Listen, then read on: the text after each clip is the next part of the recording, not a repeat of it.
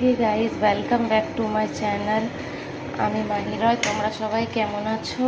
আজ আমি তোমাদের কাছে নিয়ে এসেছি পটল পোস্ত রেসিপি একটা। দেখো, পটলগুলোকে এইভাবে ভালো করে ছিলে নেবে, তারপর একটা ছুরির সাহায্যে এইভাবে করে সাইড থেকে কেটে নেবে, দুপাশ থেকে ভালো করে কেটে নেবে। ছুরি বটি তোমাদের কাছে যেটা অ্যাভেলেবেল থাকবে। দেখো, আমি কেটে নিয়েছি, কিন্তু একটু এভাবে করে কেটে নেবে, তাহলে মশলাগুলো ভিতরে যাবে আর খুব সুন্দর গলে যাবে, খেতেও একদম সফট লাগবে।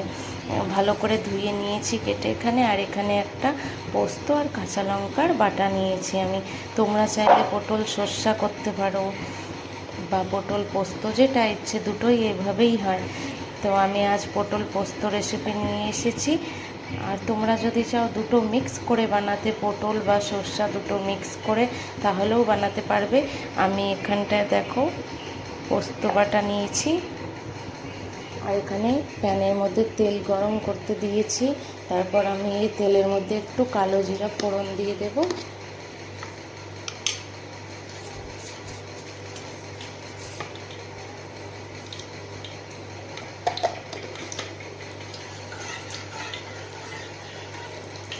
আর এই তেলটাতে আমি পটলগুলো ফ্রাই করে নেব।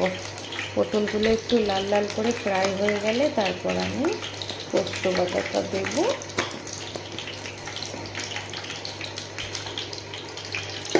তেলটা ভালো করে গরম হয়ে গেলে, একটু কালো জিরেগুলো ভাজা হয়ে গেছে, এবার আমি এক এক করে এখানে পটলগুলো দিয়ে দেবো।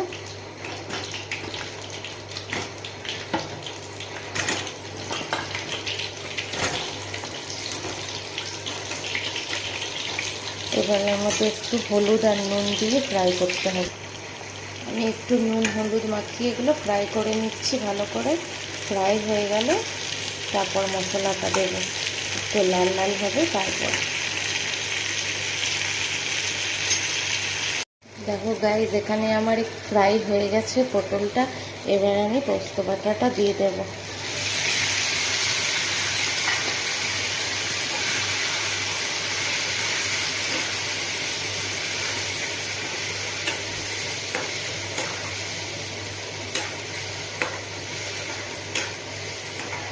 পোস্ত বাটাটা দিয়ে একটু লো ফ্লেম করে দেবে।